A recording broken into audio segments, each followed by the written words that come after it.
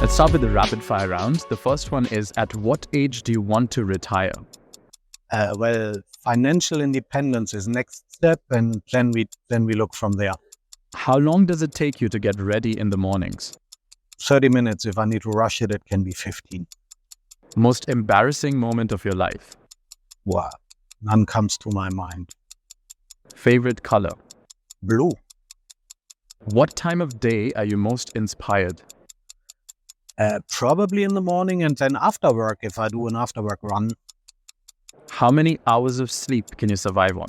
I need my beauty sleep, 7-8 hours. Fill in the blank. An upcoming technology trend is blank. An upcoming technology is generative AI for real. The city in which the best kiss of your life happened? It's Düsseldorf. Pick one, Mark Zuckerberg or Elon Musk. It's probably Musk. How do you relax? Spending time with family. How many cups of coffee do you drink per day? I am down to 3 to 4. The most valuable skill you've learned in life? Patience. Your favorite Netflix show? Currently, it's Killing Eve. One word description of your leadership style? Hands-on counts as one. Coffee or tea to kickstart your day? Coffee. Top priority in your daily schedule? Getting organized in the morning. Ideal vacation spot for relaxation? Mediterranean island. Key factor for maintaining a work-life balance? Have a private life in the first place. Memorable career milestone? First promotion to managerial position. Can you walk us through your journey from IBM to Lenovo and how your roles have evolved over time? Yeah, so I'll give you the brief summary, right? So I joined IBM in 2001 as a key account manager in the PC business. I moved over to Lenovo with the acquisition of that PC business in 2005. Took the first managerial role in 2008, went international in 2010, had a couple of other stops in between, and here I am since 4 years in a role of SSG sales leader and then leader of our digital workplace solutions business in EMEA. Might sound a bit boring, only one company for so many years, but well, it was 12 bosses I worked for, it was 8 roles I worked for. I had the pleasure of managing 24 nationalities on an individual level directly, which was just a great experience. So I stuck around for longer than initially planned. And so what advice would you give to someone transitioning between large tech companies like IBM and Lenovo? I would argue it's most important to maintain your curiosity, be open-minded, accept the challenges as they present themselves, and then apply your skills to whatever emerging situation. And so since you joined Lenovo, how's it changed as a company over all these years? Oh, well, it's a tremendous success story. It's always good to take some time to remind myself, so to say. Yeah. So 2005 being bought out of IBM, then the PC business was fairly small globally, but we set the ambitious goal of becoming the market leader in PC, which we achieved after a couple of years. And then the company continued to grow. So today we look at Lenovo as a global technology powerhouse with like 60 billion in revenue, 70,000 people, a server business acquired from IBM, Motorola Mobility being part of the company. Yeah, so it's been an enjoyable ride over all those years. And so what are the most significant cultural shifts you think you noticed at Lenovo during your tenure? I would argue the shift was more drastic, let's say, moving out of IBM and moving into Lenovo, right? So IBM was very centralized in the decision-making and definition of strategy. At Lenovo, we pay a lot of attention to local market requirements.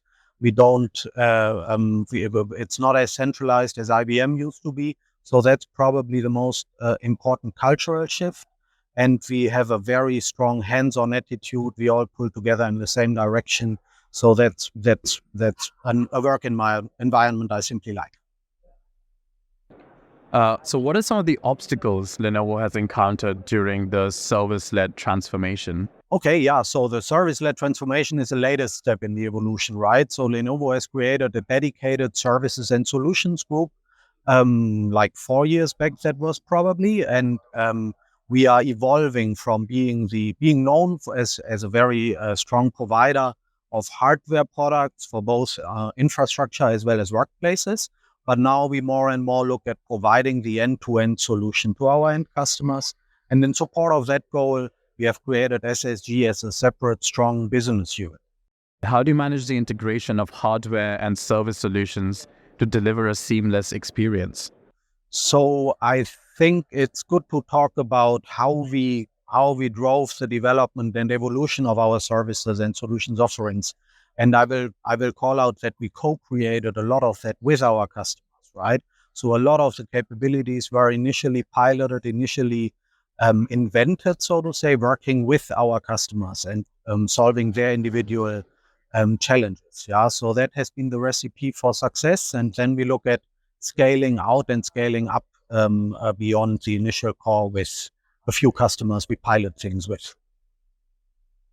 Could you talk a bit about what your typical day looks like at Lenovo? You wake up in the morning and then? Yeah, I wake up in the morning, and if I'm not on the road, I probably start relatively early, get in front of my PC, clean up my email backlog, get organized, as I mentioned earlier, for the rest of the day. And then there is a too big number of Teams meetings I am on, but still it's working internationally a lot, right? So it's and a very diverse set of activities, from discussing new offerings in the pipeline to having individual coaching discussions with one of my salespersons, to planning the next marketing event. So it's never a dull moment.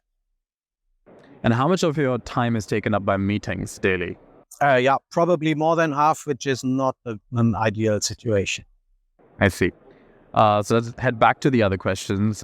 You're heading sales of Lenovo's digital workplace solutions in EMEA. Why is Lenovo entering this highly contested business? Yeah, I would answer by saying why not, but I would also answer by saying it's a logical evolution of our services and solutions business. Again, we co-create a lot of those solutions with our customers, and a lot of the engagements are based on customers approaching us. Can you do more for us? Yeah. And obviously, it's a good additional business opportunity for us. It's a good opportunity to get closer to our customers, to evolve further beyond the traditional selling of hardware, and become the solution providers to our customers. And I will also say that it's probably a strong moment or a good moment in time to engage in that area.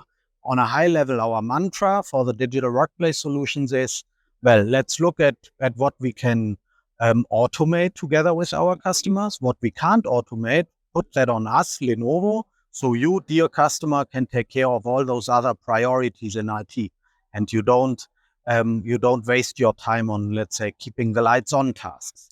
Now, automation plays a key role, and obviously generative AI will accelerate automation and take automation opportunities to the next level. And we are building our digital workplace solutions portfolio based on AI-enabled tools. And in all this, what role does customer feedback play in refining Lenovo's approach to digital workplace solutions? It's an integral part, as I mentioned before. It's an integral part of how we set up our solutions, how we build our solutions, how we fine-tune the solutions along the way. So it's this type of sale only happens and works in very close cooperation with our customers. And so what are some of the big drivers you see in digital workplace solutions today?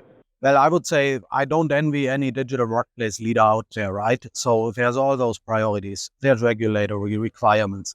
They need to have an eye on sustainability. Employees are coming their way. I'm not happy with the support I'm getting. My machine is too slow. My machine is too old. Why can I not use my private machine in the company network, and so on and so forth? You have security considerations that play a role. So it's really a super challenging environment. But for us, it's very important to engage with customers and look at the outcomes that they want to achieve with the modernization of their digital workplace. And then we embark on a journey together to define priorities and work them off one by one. And how has remote and hybrid work accelerated this need for digital workplace solutions? The pandemic, any of this has had any impact on it? Oh, it had a massive impact. Yeah, overnight companies needed to shift people to working from home, and that was very much a ad hoc imposed move, and it worked a lot better than many anticipated. But it also brings a bit of a backlog of challenges that still need to be resolved, and that's where we are engaging with customers on now putting hybrid work models onto a more solid footing, helping them take an end-to-end look at their workplace environment, inclusive of meeting rooms, inclusive of office space, and how do we enable workers to be more productive and improve the digital employee experience. And what outcomes do your customers seek to achieve most frequently when working with you to modernize their digital workplace? So I think there is a base layer of maintaining and ensuring compliance, right? And security, that's a base layer.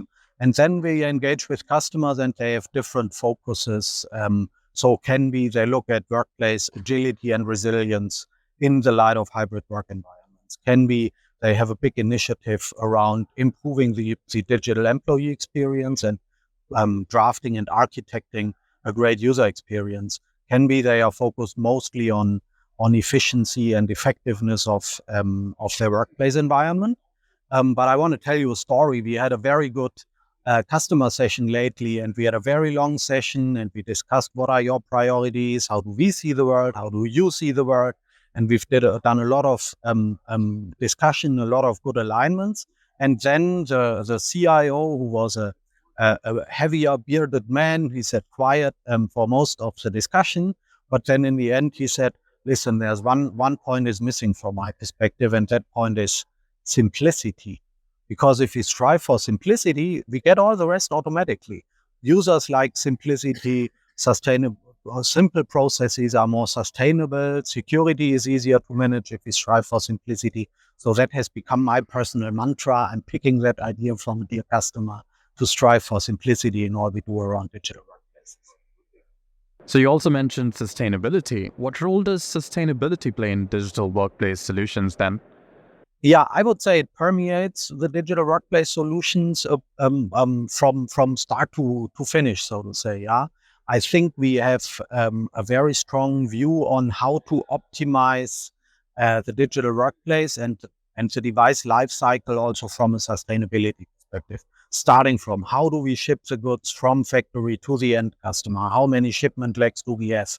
How can we optimize CO2 emissions along the life cycle? Then along the life, how do we support it more efficiently? How do we avoid unnecessary sending back and forth of devices, sending technicians on site? How can we streamline this?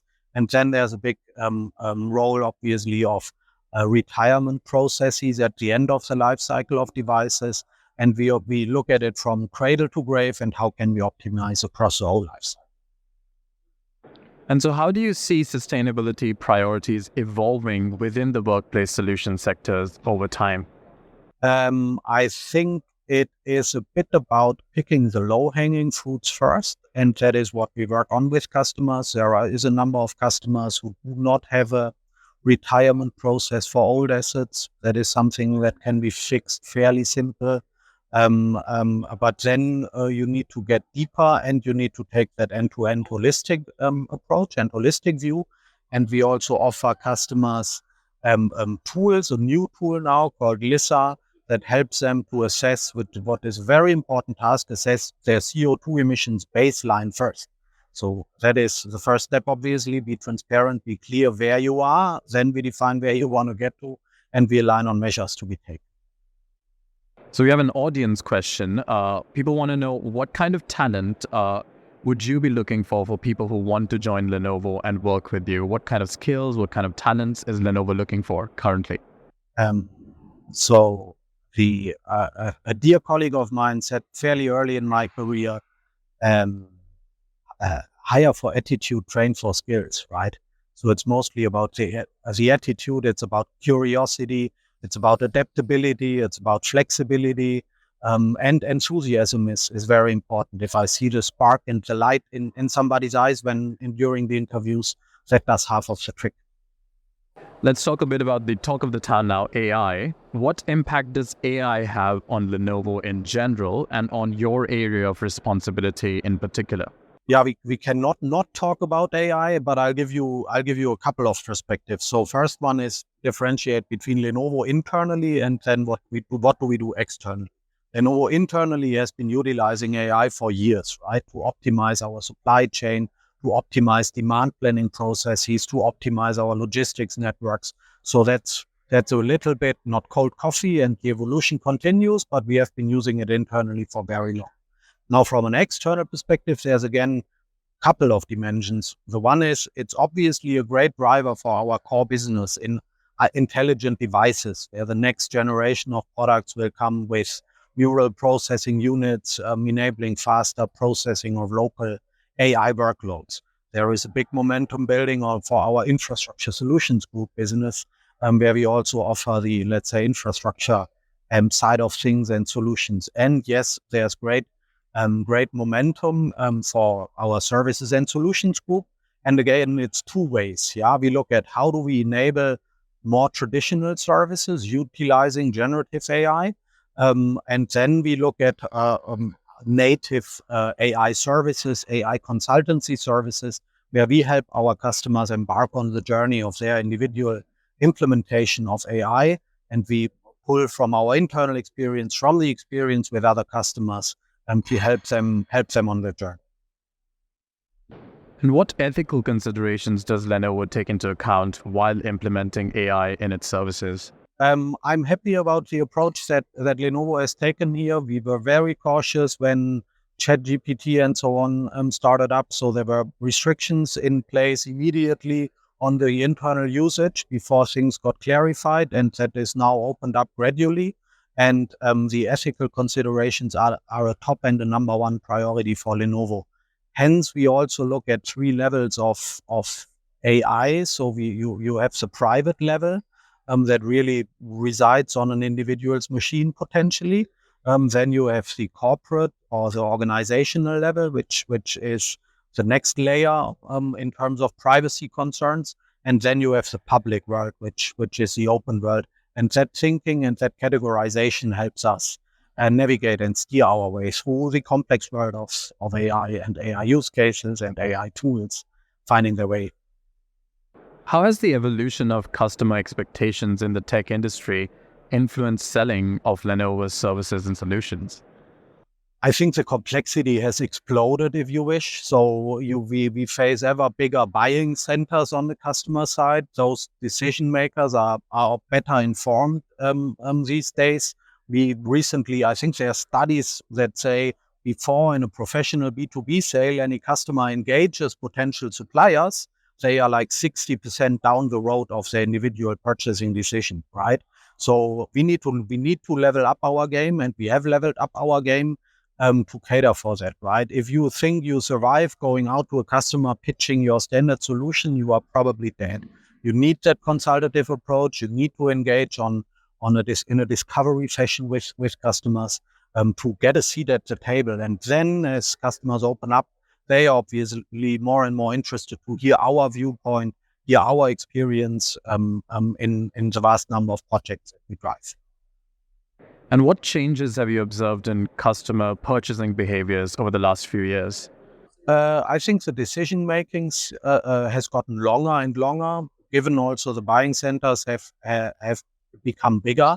We see quite a few projects stalling or going one direction first and coming back from a different direction a little bit later. But it's ever more important to work with the customers to identify the compelling reasons to act early in the sales cycle, and then move a targeted project through the sales cycle in a targeted fashion. So speaking of customer decisions then, marketing plays a key role in solution sales.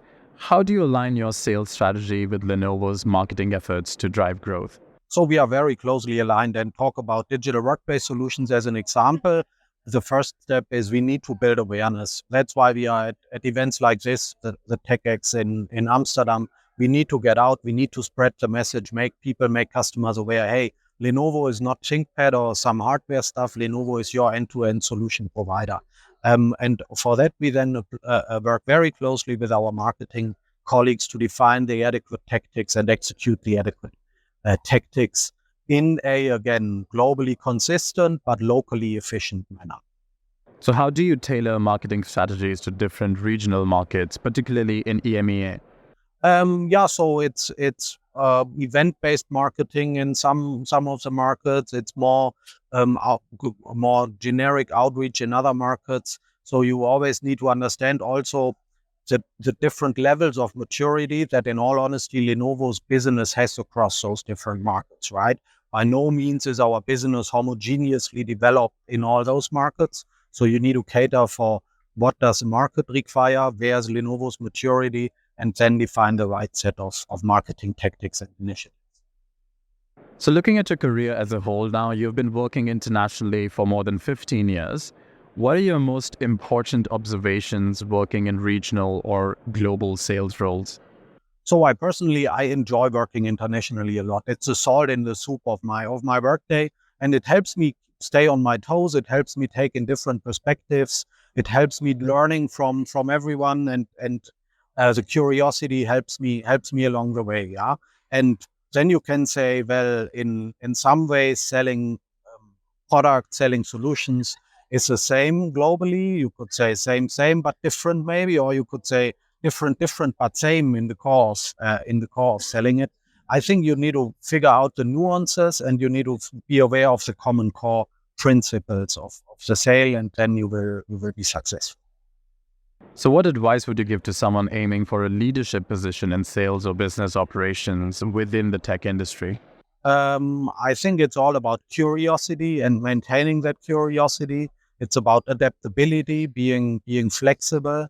It's about being patient at times, when patience can be a good advice, but then also being divisive and ask for your next career move when you feel it's the right time and the right opportunity you are pursuing. All right, so the last question for you is of a personal kind. What would you be doing in your life if not this? I'd be a shepherd on a Greek island. I am Ben Schneider, Head of Digital Workplace Solution Sales at Lenovo. Catch me on the Technologist of the Month show.